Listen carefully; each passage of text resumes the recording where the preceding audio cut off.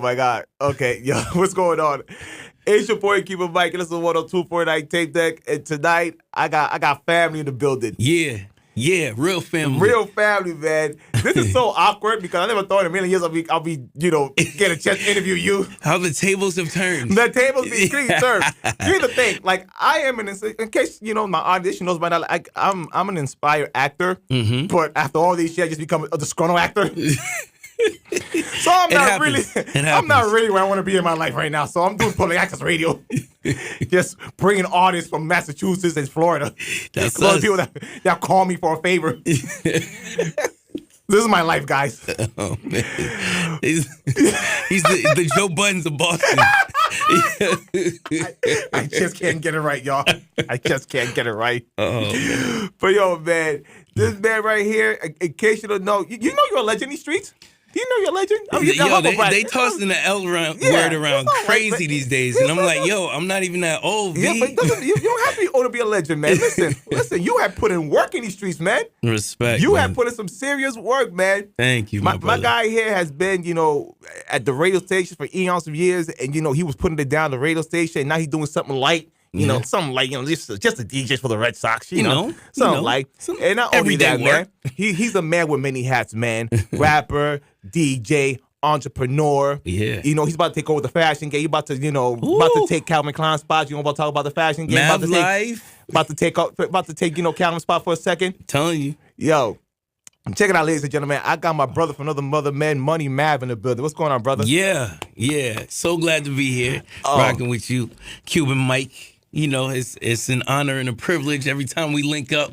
You know that, man. We go back years and years. So. Listen, it was so funny because when we had your little Simba's birthday, I met one of your people. I met him last year, but you said something that was like hilarious. So me and this dude, we went to the club like it was our duty, like it was our job. It was.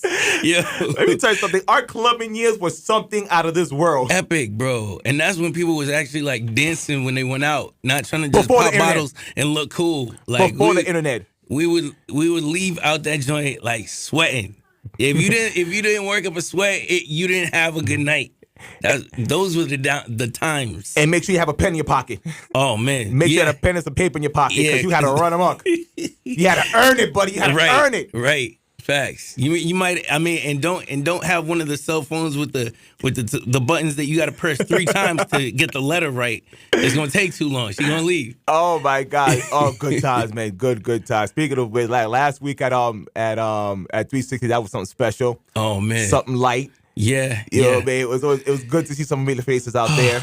The Taboo reunion was crazy. Shout out to Spitter Larry. Larry, man, my guy. Yo, put it down. So in case y'all aren't aware, the Taboo reunion is a club that we used to rock back in the early 2000s, or right up on Route 1, and then the reunion was this is part 3 that we just did, and this time we knew we had to make it special, so we brought out Nina Sky. Yes. And they performed all their classics, Move Your Body, Turning Me On, Oye Mi Canto. Yeah, it was a vibe, man, lovely. Sure. It was classic. It was glad to see some familiar faces. You know what I appreciate about those reunions, man? And I was talking to my homegirl Liz, like it gets frustrated because every time we go out now, there's nothing like for our age. Every time we go to these clubs or lounges, whatever you want to call it, we have to cater to like the trill audience, the young audience, the young audience, which I get, is the world, but like, yo, we need something for us. Yeah. Something for like that little era that was for us, man. So I'm glad we got something for us that, that every 4 to 6 months, we're able to get connected and see everybody get together. And you know what? And I think it's good that we space it out like that so everybody has time to get their babysitters. Yes. And, and do a little stretching, just so they don't pop anything. We don't want any pulled hamstrings because there's definitely like people's moms doing the dirty wine. Yes. You know what I mean? Like it gets real. And they want to remind us, see, they still got it. Until the following day with them back be hurting. Yeah, exactly. Next day you get iced up. Iced up. Or that nasty hangover. Oh man. Yeah. Yo, man, real quickly, man, I saw clips last week, St. Patrick's Day week, and you were able to do the parade there. Yeah. Boy, has Boston progressed over the years, because boy, black folks in the building right now. I know. I Black know, folks in? yo, it's crazy because I was just watching a documentary on the Celtics. It's pretty dope. It's on. The one on HBO. Yes, I've been watching. exactly. Good, and it was good. talking about a time when, if you look like me, being in Southie was not it. Not you know nice. what I'm saying? Like, yeah. So now that we got a float and we pulling up in Southie and it's nothing but love. Yeah. Like, yo, it just shows you how people are capable of changing and mentalities are capable of changing and people are capable of progressing. But this year was amazing. This is my second year out on the float with my boy Smiley, sick with it. Yeah. Look that brother up. He's doing big things. Incredible human being as well. But yeah, man, I was just so excited to be out there on the boat with him, just representing, rocking with him. He got this record called Rock the Party, right? Mm-hmm. Let me tell you, when that joint comes on, because it samples House of Pain. Oh, okay. Jump Around. Okay. When that comes on in South Boston, it is a rap. Bro, like before he even says anything, it's a rap. People are hype. So yeah, he got that one. He got this record called Turn It Up. We did all them joints. We did a couple of my joints, like all along the parade route. And let me tell you, you got to have your lungs, because like you just going, we just performing. It's like nonstop for the whole ride. So yeah, that's lovely, man. Shout outs, man. I'm glad that Boston, they even though Boston gets a natural reputation with their racism, when we leave out of here, I like to say, throughout the years they have progressed. Yeah, over the years they've done. Okay, we still got some work to do. we still got a lot of work We're to not do. out the woods We're just not yet. out the woods yet. We're not out the woods just yet. They've been doing okay now. They've been doing okay. They are racist. They've done a good job suppressing the hell out of it. So. Right. You know what I think it is too? I think like a lot of times the love overpowers that. If there's just so much like positivity and like, people that are having a good time, it's gonna overshadow any, negativity or any racism that, might rear its ugly head. Yeah, 100%. 100%. I will say this, I've been doing this radio thing for like 5 years, and I'll be honest with you, this was not part of my agenda, because my whole thing is either like, trying to find like some movie role or do something with spoken word, because I've been my go-to alley. Okay. But I was doing the podcast before the podcast became the podcast with Britt back in the day. Yeah. And she's been on me for like years to do this, and she like, do it. And I'm like, I'm not gonna do it. This looks like a 2-3 year like harassment. She wanted me to do this. Yeah. And I finally caved in and I did it. Yeah. And I will say, with the podcast thing, because, podcast and radio, even though I do both, is very, very different. Because, with radio station, there's rules you got to follow. Of course. Even with public access radio, there's rules you got to follow. So you know that better than anybody else. I'm hip. So I with podcasts completely uncensored, you just could do whatever the heck you want. Right. But I will say, man, when I started doing this thing, and I was having a lot of fun, because I was able to like do things that I like, which is like, bring like whatever music I like, and bring friends over and just have conversation with them. Right. And just able to vibe out with them.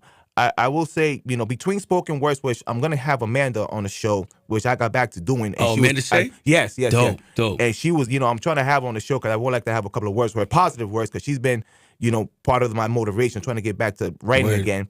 I will say, besides her and my other brother, Rob, who also does spoken words, I would say you've been one of my inspirations to do this radio thing, because I've been watching over the years, and we were boys when you were doing, well, we're still boys, but you were doing this thing. Yeah. I watched you. My God. I watched you, man. Yeah. And it's like, I seen the way you have your cadence and your shtick, and you were one of the people that I follow and I study when it came to doing this thing, man. So just in case you don't know, I want to give you your flowers in that department to let you know. My man. You've been one of the ones, that. man. That's what's up. So good looking out. And I'm definitely one who was able to stand on the shoulders of giants. A lot of my OG radio people, like, I remember listening to WILD and 88.9 at night when I was a kid. So, shout out to all those radio veterans that, helped me get my swagger right for the radio, like, Elroy, Coach Willie May, Sonny Joe White. Like, yeah, those are some big time radio names. DJ Roy Barboza, like, boy. Yeah. Master Millions. Yeah. Even Lust, yo. Shout out to Lust. Yeah, man. Yeah. Shout out to Lust. I got him on the show, man. Shout out to Lust, man. But, yo, man. So, this is going to be a fun interview. It's also like kind of, it's kind of a hard interview, because I always have the hardest interview with people that I know on a personal level because like I know you, but I have to get to my audience to get to know you one more time. Right. But it's hard because I know you, but I know you being in the building, you're going to make it very easy for me. I got you, So bro. good looking out, man. Yeah. So Money Mav, you know, I never got the chance to ask you this. How the heck you got into the radio game first before anything? Like, I never got to know how you did the radio thing. I just know you were in it, but what is this something you did in college and then you progressed to that, or? Yeah. Oh, okay. Do you want the long version or the short version? We're here for an hour, kid, so we're gonna make the best out of it. All right, cool. Maverik, this is your life, and I'm here to know about it. Well, I can take this back to the 80s if you want. Let's go. Because that's where the passion really started. So, I was 8 years old, and I wrote a letter to a radio station that I just mentioned, WILD 1090. Yeah. That was what my mom and I used to listen to in the morning on my way to like school or whatever. So I wrote them a letter, the morning show. There's this guy named Elroy, Coach Willie May, and Pebbles was an intern at the time. Oh, okay. Dig that. Oh, wow. We You going know what back. I mean? Yeah, exactly. She was at Northeastern. So wrote a letter and, just telling them how much I enjoyed listening to the show and telling them how much I like music because I was a music lover already. And they had me come up to the station, which was like a dream come true at 8 years old. Okay. And they let me get on the mic, number one. And then number two, they gave me like records that I'll never, they gave me Michael Jackson Bad. They gave me DJ Jazzy Jeff and the Fresh Prince. He's the DJ, I'm the rapper. Okay. And they gave me EPMD, You Got to Chill. Oh, let's go. So let's go. Yo, my whole, childhood was like blessed from that. From that point on, it was up. It was up. I was, I just loved music, and that fostered that love even more in me. You know, just growing up. So I was the kid with the tape deck, hit and play and record at the same time, like all the time.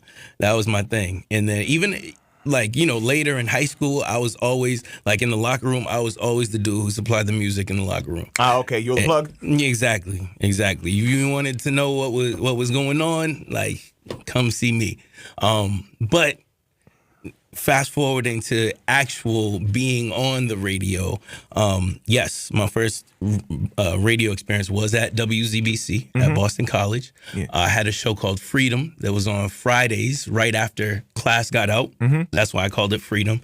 And I just remember playing a lot of Common at the time. Okay. A lot of Missy,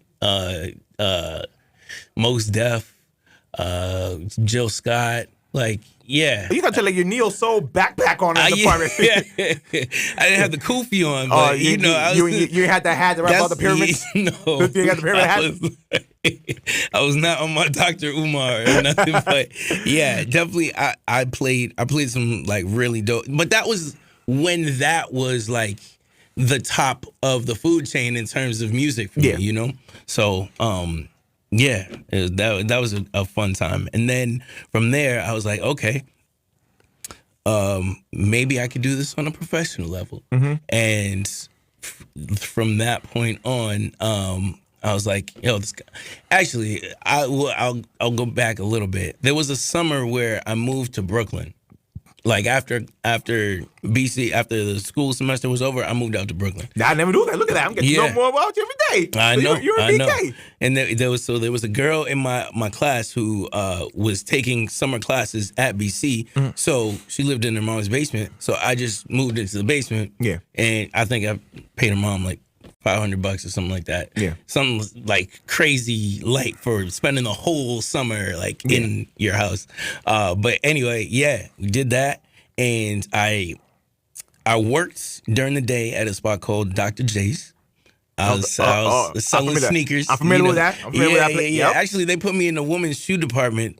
Because I was, probably a young, cute little, you know what I'm saying? Something at the time, trying to hustle some women's sneakers. But then I eventually got an internship working for a hip hop newspaper called Four Corners. So that was like my summer experience, which was like And I didn't know my way around really, so I would just get on the train and just like explore. Like on my days off, I would just get lost. Yeah. I would end up uptown Harlem sometimes, like checking out the basketball games at Rucker Park. Rucker? You know, but that's what it was. It was just like fun and free. And then, yeah, on top of that, working for the hip hop newspaper really just immersed me in the culture. Yeah. Like they would just send me out, and I'm a 17-year-old kid. Mm-hmm. They would just send me out places where they knew somebody had the plug, but they knew where people were going to be if they were in New York. Yeah. So they would send me to. I remember one time I pulled up at this park and Spike Lee's there playing baseball. Oh. But they knew he was going to be there because that's what, New Yorkers know. Yeah.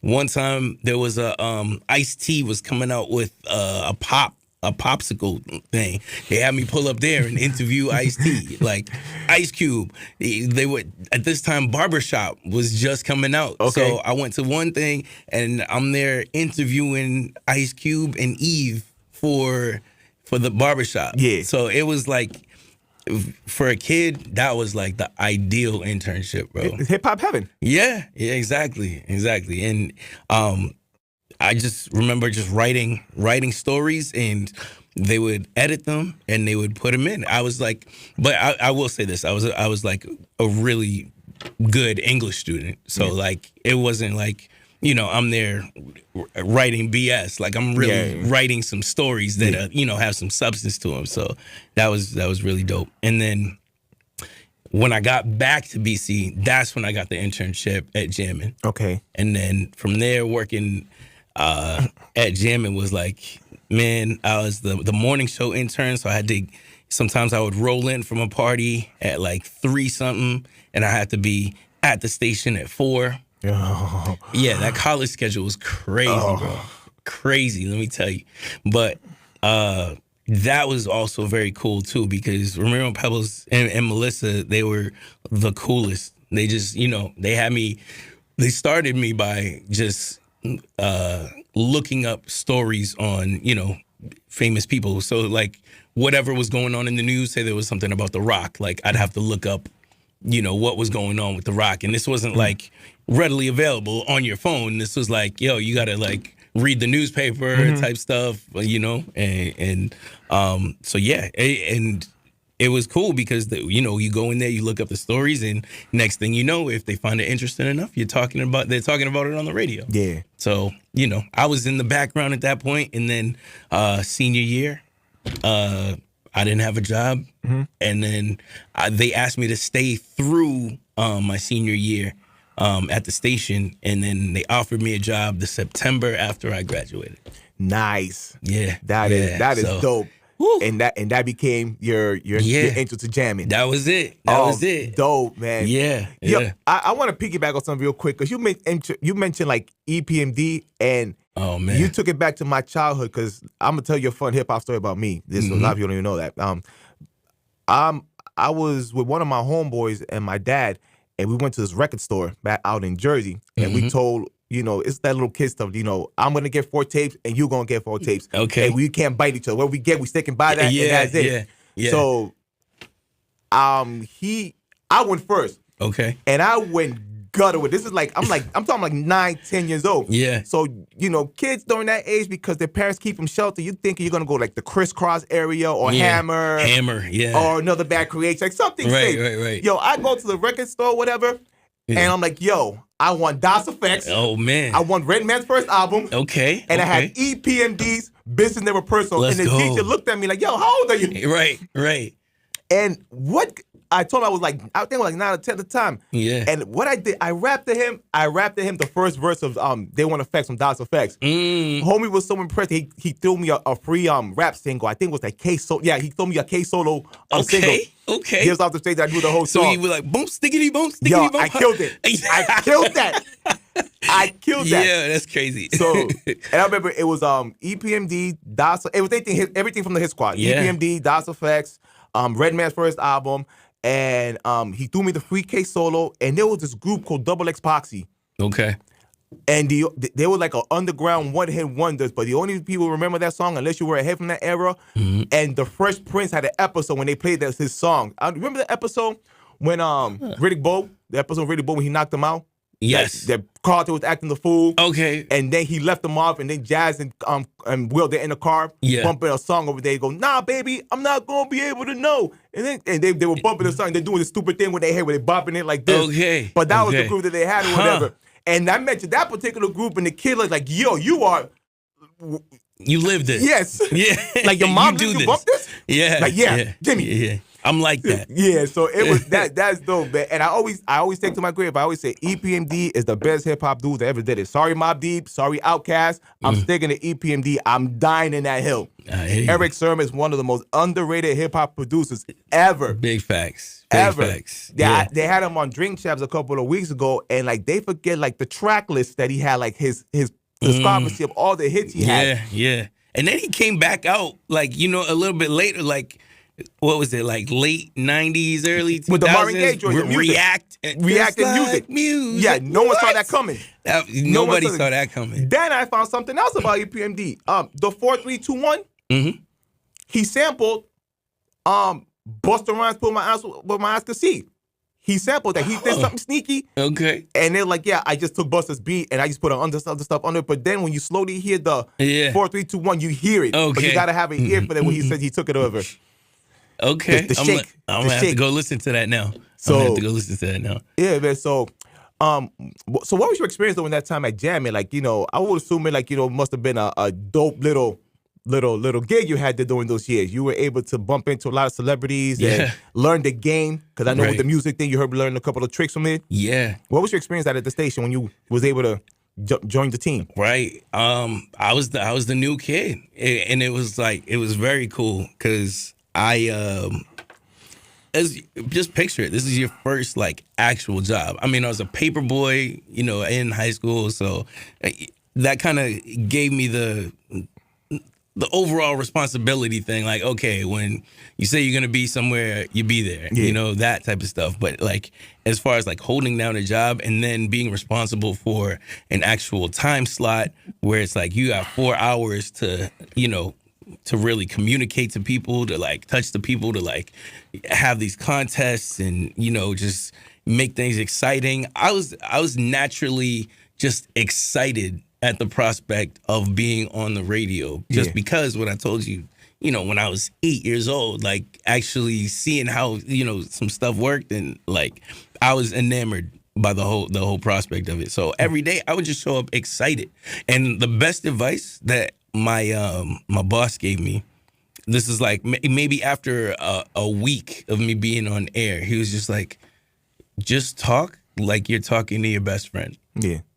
And that, honestly, I had a 15-year career just doing that. Like, it's crazy. I was just talking like I was talking in Tyrone. Yeah.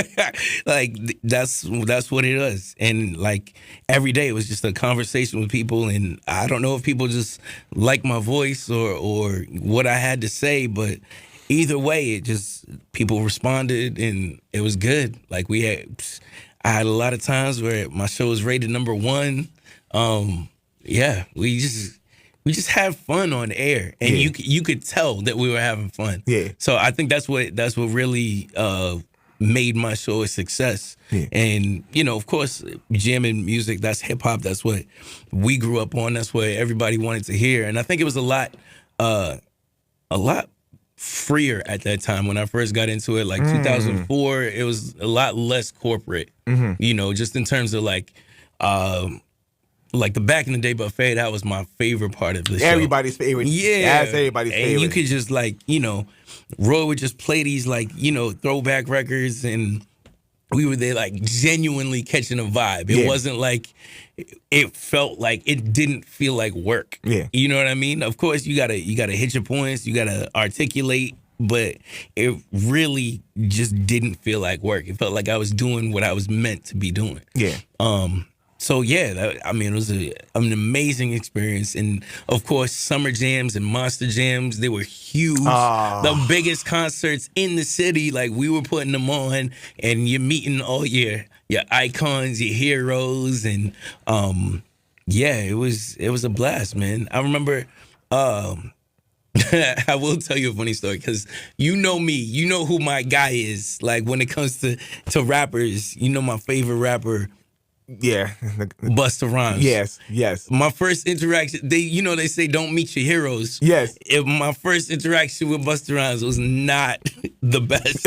It was not the best. Like, so I'm pretty young at the time. I don't know if I might be. It was definitely early 2000s, very early 2000s. And he's backstage. I see his crew backstage, and I'm like, like just the kid in me wants to just like run and like, I don't know, get us to a hug or something and just like let him know, like, you're my favorite rapper. You got the best record that I've ever heard in my life. Put Your Hands Where My Eyes Can See was like my jam forever, you know? So it's like, how do you be a professional when you want to do that? So I kind of tried to play it cool. I was like, yo, what up, Busta? And I'm like backstage. I go to like dap him up, and then he my hand is wide open right now, and he definitely put out the fist, and was like serious face, like. Like, yo, some like, okay, so that was my first experience with Busta Rhymes, and I was like, that didn't go the way I envisioned it going. But I will say this, we talked about it later in an interview when I was interviewing him, and we had a laugh about it. Yeah, I told him exactly that that I told you, and he was like, brother, you gotta understand. And can I put on my Busta voice? Go ahead, he was man. like, brother, you gotta understand. Before shows, I'm in my zone. I'm really trying to touch the stage. I'm really trying to touch the people. So I'm in the zone. You could say anything to me. I don't remember, because he's just thinking about the stage that he has to rock with 20,000 people at that time, and I caught him right at that time. Yeah, you know what I mean. So like, it was definitely this time, and like right after we talked about that, he like gave me the most genuine dap of all time. Like, you know what I'm saying? It was like the dap and then the tuck. Like, it was like, yeah. And I heard from like. And he was like he gives like the strongest man dap like in the world. Like, he wants to feel that thing. Trust me. He gives the man dap. Yeah. Aggressive man dap. Facts. Facts. But yeah, Busta was back in my. He was back on the good list. Yeah. After that, for sure. Like, all forgiven. Yeah, always forgiven after that. Man. All right. So with that being said, man, I want to get to one of your joints. Okay, let's do it. We got 3 joints here, man. We're gonna let you take over for 3 seconds. You want to hit them with the Homecoming, Time, or Money Mav? All right. Let's go with Marty McFly. Yeah. Just because we just passed St. Patrick's Day, big things in Boston. So hit them with the Marty McFly. Bet. That record's out right now, and the video's out too. So you can go check that out on YouTube. Maverik. Marty McFly. That's what it is. Your boy Cuban Mic, yo, and bear with me for a few. About to hit you with this blazing joint, y'all.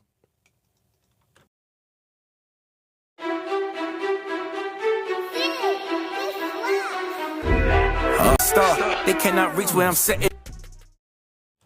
Yeah. That was Marty McFly by the homie Money Mav. Yeah. It had nothing to do with Back to the Future, huh? Nothing. It did. I know. It did. So the references in it, you see, that's why you listen to it. When you hear it a second time, you're going to be like, oh, okay, that's what he meant. So it's like, what did I say?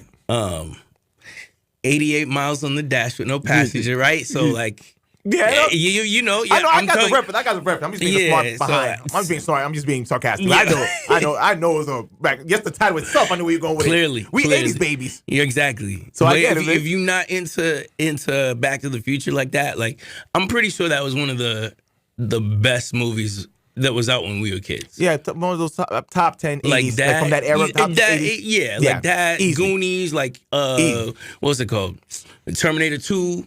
like Jurassic Park. Like Yeah. those are movies that it's like, E.T. or they still hold up. You know what I mean? But yeah. Funny you mention that. You know which movie doesn't get as much mention as it should? What's that? Short Circuit. I don't know why Short Circuit doesn't get as much. Wow. See, look at that. I can't even say like, Was that Johnny Five? Johnny Five, yeah. Johnny Five, bro. Come on, man. Why doesn't get as much props as he should? Like, he was special. I don't know. That was a dope movie. That was should a really get more dope movie. more props. Absolutely. Absolutely. I had the toy too, so Oh wow. I had the little mini toy back in the day. That's what's up. That's what's up. I mean, shoot, it was on WB 56 enough. Who said WB56? Yeah. Oh, we are showing our age up for this toy. Ooh, my back's hurting. Yep. I still to this day, I still be like, it's 10 o'clock. Do you know where your kids are? Could be why I saw a commercial last week. Yeah. Grace Jones with the PSA. Like, why is Grace Jones doing the PSA? Jones, what? Yeah, the wrong people should be the one telling me about, like, morals. Yeah, right? Didn't you have a song called Pull Up to the Bumper? Like, what are we doing? Forget that. You was doing coke in the 80s, said freaking Studio 54. So, acting a fool. There it is. Man. Yeah.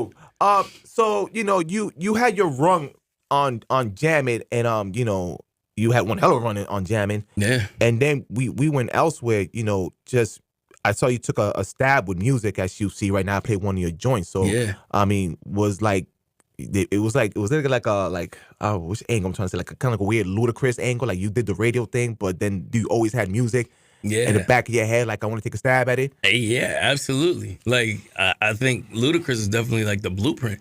Yeah. For somebody who had the radio thing going, but also really, really with the music, and like I actually would listen to like Chris Lover at the time. Like just trying to hear what different DJs were doing, and he was really dope at radio too. Yeah. So I mean, I definitely use him as an example, but I mean, just in terms of his creativity, I think he's one of the people that he will never get the MC credit that he deserves, because he was also funny. You know what I mean? Like, people didn't take the bars seriously enough to be like, oh, he's on Jay-Z's level. But if you really listen to how he's doing what he's doing, criminally underrated. 100%. Criminally underrated, man. Yeah. And the fact about it too, when you hear him with other joints, like not only does he keep up with you, like he'll kill you on your own track. Absolutely. I'm still, at this day, people give me crap. I still say he had the best verse on the Major Look remix with Jada Kiss and Nas. That was the first verse that I heard from him, because I had his two albums. Okay, he's a dope rapper. When I heard him go toe to toe with those two, I'm like, I'm in. Yeah, I'm in. So this dude right here, yeah, yo, you got to get your pen up if you about to go with Luda on a verse. Absolutely. Nah, he's a killer, killer. Absolutely. And like, you talk about like staying power. Yeah, bro. If I go out and like to one of these like throwback events, and I don't hear Move, yeah, or if I don't hear Southern Hospitality, like something's wrong. Something's wrong. You know what I'm saying? Like those are like joints. Yeah, yeah. It's a given. It's a given. 100%. So, Luda's dope. Yeah, Luda's dope. So, what got you? Well, I kind of know the story. See, this is the part that makes it difficult. Like, I know the story, but I got to repeat it to the audience. Yeah. I'll be like, please. So, Mr. Money Mav. Yeah. So, you end up being a DJ for the Red Sox. So, how that episode came about? Yeah. So, because I never heard the story before. So, let me. No, I mean, after I loved Jimin, it was like, yo, let me dig like all the way in, like go like deep into my like artistry, right? So I'm there. I'm just working all the time. I'm in the studio, just like coming up with new concepts and ideas, hashing them out, coming up with songs. I mean, half of them you will never hear, but that was like a really good like grind time, because when you have a stereotypical job per se, like you don't necessarily have all the time in the world to be like, man, like let me write this record today. Yeah. It's like I'll get to it when I get to it. When you have the time to like get to it, I was getting straight to it, just like writing a lot and just immersing myself in the artistry, and like a lot of dope music came out of that era. But then I got a call might have been a text from my boy Jay, and he was like, "Hey, you know the Red Sox are looking for a DJ?" And I was like, "No, I did not." I was like, "I will look into that." So sure enough, I looked it up. It was, there was like a posting for it, whatever, and I applied, and I heard, this is the word on the street, that there were over like 500 people that applied for it. Oh, yeah, okay, yeah. Right. So, I got one call back, and so that was like an interview with like a bunch of people like sitting around the table, and I was like, oh, this is. I put on my little Scooby-Doos, but this is COVID time, so, I had the shirt and tie on, but I'm sitting, like, in my living room.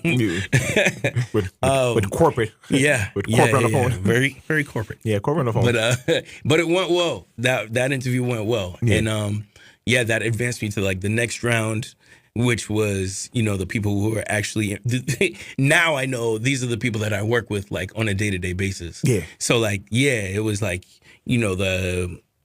the organist Josh, Carter, Steve, and Sarah, who like you don't know, but these are like people who are very integral to Red Sox productions. Okay. So the second meeting was like with them, and it was kind of more specific as to my style as a DJ, like what I would play in a certain situation, and I was able to, just like, you can't really study for something like that. It's just like, if you know it, you know it. And just from DJing, I had a lot of ideas of like what I would go to Red Sox games sometimes and be like, man, I would murder that. Like, you know what I'm saying? And so I was prepared. I was preparing myself, even though I didn't know it years ago, So I had a lot of answers for them that, they were like, that might not have been their answer, but when you like think about it, it's like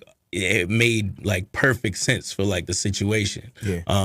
So that advanced me to the next round. Yeah. Which is like Survivor or something. American Idol. Like another like super specific, group of questions, and apparently I did well enough because I got the call back. Got the call back that I was that I was on after that. So that was love. That was definitely cool. So out of the 500 became the one. It's a vibe. We have so much fun in there. Me, Liv, Stan. I'm just shouting my Red Sox people out at the time. It's a blast, man. Like there's nothing like just everybody in the house like rocking at the same time. Right. I like it's when I was in radio, you don't really get to see people unless it's a concert. Yeah. You don't really get to see in real life, in real time, the reactions. Like, I see it on a daily basis with the Sox. It's like, yo, you played a right joint at the right time. It's like, they woo! Go off. People like Jesus came out here. Yeah. So you get to touch the people. Yeah, exactly. So with that also, like the players come to you also like, yo, I want you to play this joint when my interests come in too, and they. Let me tell you who's the most vocal. It's Rafael Devers. Yeah. Like, so I DJ batting practice too. Yeah. So like we usually start like 3 hours ahead of game time, just to get the, the vibes right and whatever. He always is the one to like either whistle to like, for me to like turn the music on, or if like it's a song that he likes, he'll be like, yo, he's like fielding ground balls. Yeah. And then he'll be like, what up? He'll be like, turn it up. Like, if it's his jam, you'll know it. Bad. You'll know it. So yeah, it's pretty cool. That's what's up, man. I mean, much blessings, man. You just a man, you're like a walking good luck, man. I mean, anywhere that you go to, man, you just get blessed because you're a blessed human being, man. You got that aura just being a good-hearted man. And I cannot find anybody to say anything negative about you, man. So everything you get, man, well-deserved, man. Congratulations. Thank you so much. And, I just got to thank God, man, because without him, like, none of this is possible. I've always, felt like there was a hand, like, on my life and just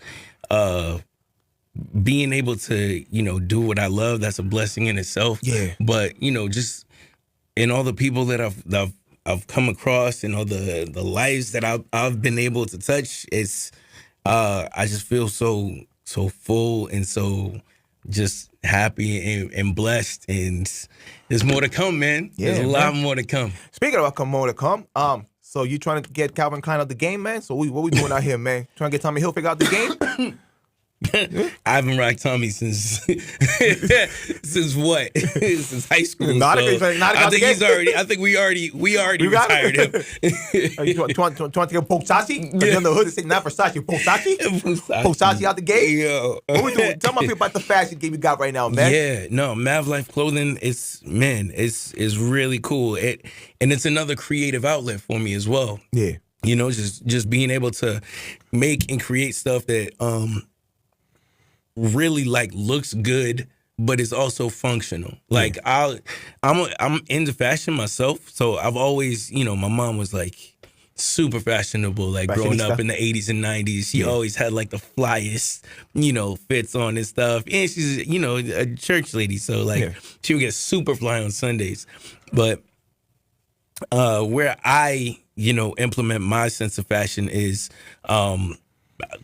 me just being a big sports fan. I try to incorporate that in fits that you can rock like at a game that will like stand out. Yeah. Those are usually like the pieces that attract the most attention. Like, we do some stuff that's like sports centered, but like it's also like, oh shoot, like look at the stitching on that. Yeah. And my mom actually like hand sews a lot of our stuff. So okay. Yeah. So this is actually like, it's really cool too, because our relationship has like changed over the years too. Like, it's like, there's a time when your mom is like everything. You know what I'm saying? She's like your sun and your moon. Like when you wake up, it's like, and now it's like more of like, I think it would be really cool if we did this. Yeah. And then, we'll find like, I'll come up with a design concept and she'll come get back to me and be like, I think we can execute that. And like,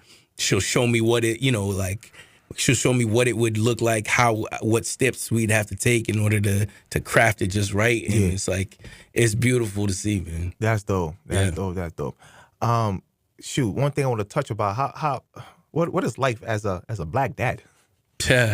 Man, what's black dad life? Bro, I told you, like, that's the greatest gift of them all. Like, I told myself, when I was a kid, I was gonna be a great dad someday. Yeah. And that was like definitely one of my life goals. Yeah.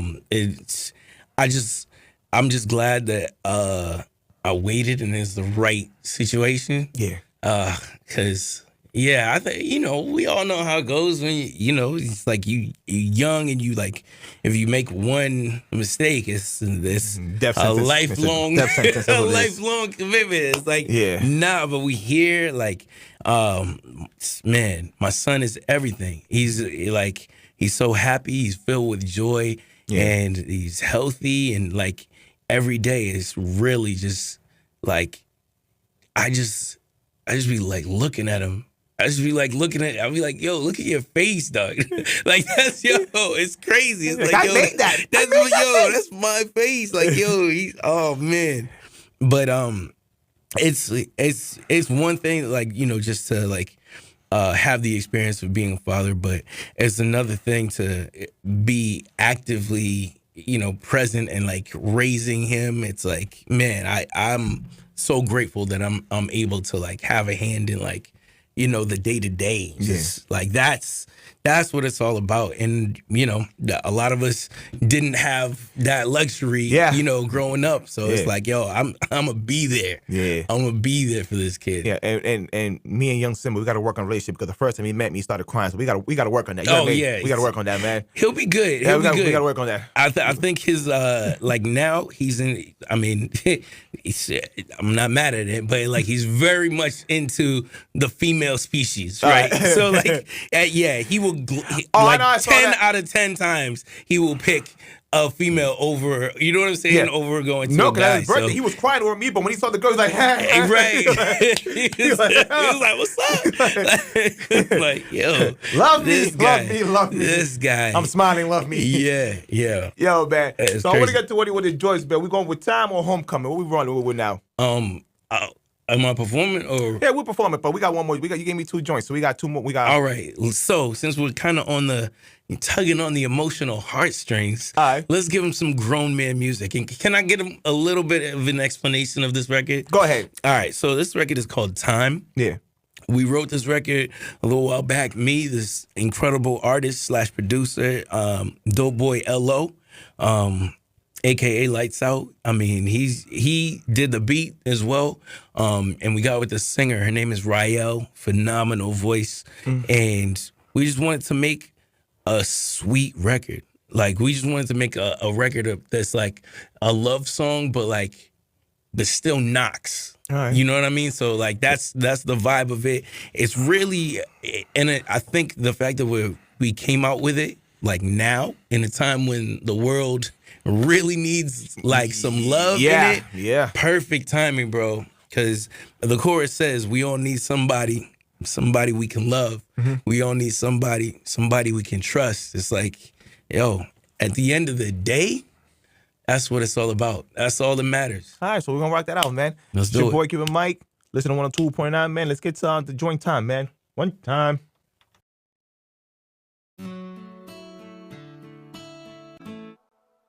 All right, check this out. Make your boy, Cuban Mic. Got the homie Mav in the building. We out here. And he about to do his thing right now. What we going to rock him with? Let's go. Ready? This is homecoming. It's just a salute and a celebration of life. You know what I'm saying? It's what it's all about, man. Let's feel good. Let's get it. Sagittarius energy we got up in this building, son. Let's go. Come on. My mic sounds nice. We not playing. Okay. Yeah. Woo. Doing this with finesse.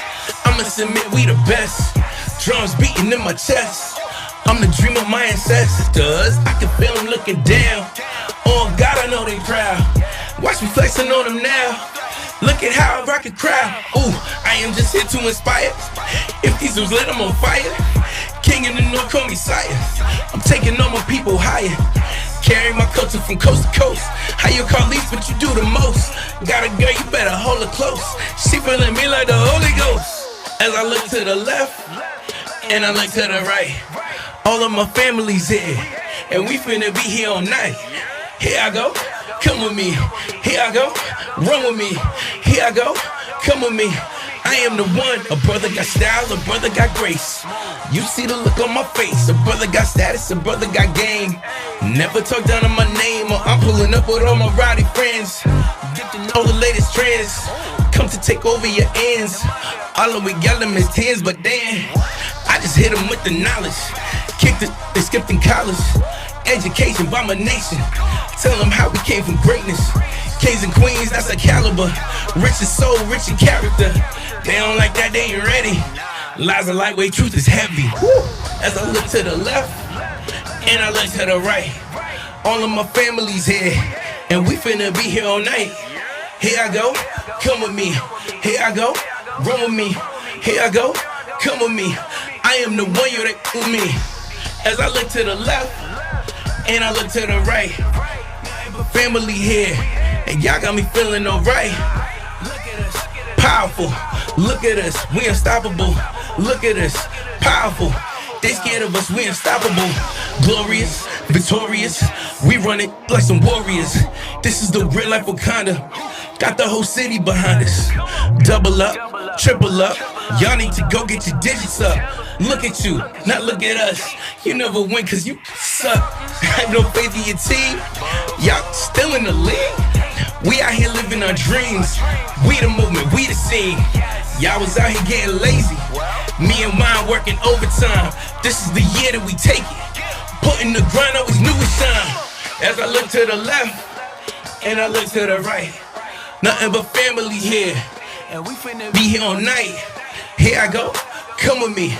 Here I go, take a run with me. Here I go, come with me. I am the one you're there for me. As I look to the left and I look to the right, nothing but family here. Y'all got me feeling alright. Look at us, powerful. Look at us, unstoppable. Look at us, powerful. They scared of us, we unstoppable. Yeah, that's what I'm talking about. That's how you do Let's it go, down, baby. That's what you do it down, baby. Let's go. This is what we do, man. Nothing, we Yeah. don't do much. We don't do much, man. Don't do much. We don't do much out here. This is a Cuban Jamaican connection we got out here. That's what we do. Being down a long time, man. This your boy Cuban Mic. Got the homie Mav, man. 100 thank yous, man. Thank you for pulling up, man. My brother. You always got an open door to tape deck, man. Always. And thank you for everything, man. We've been rocking out for a long time, man. Yeah. So this is family in the building, man. Once again, it's your boy Cuban Mic. Cuban You can Mic. catch me here every Friday from 6 to 7. So Check I him catch you out. next Friday, man. Same tape deck time, the same tape deck channel. I am out of here. Peace. Go. Woo. Yes, Yeah. sir. Loved it. That was dope. Good times, yo.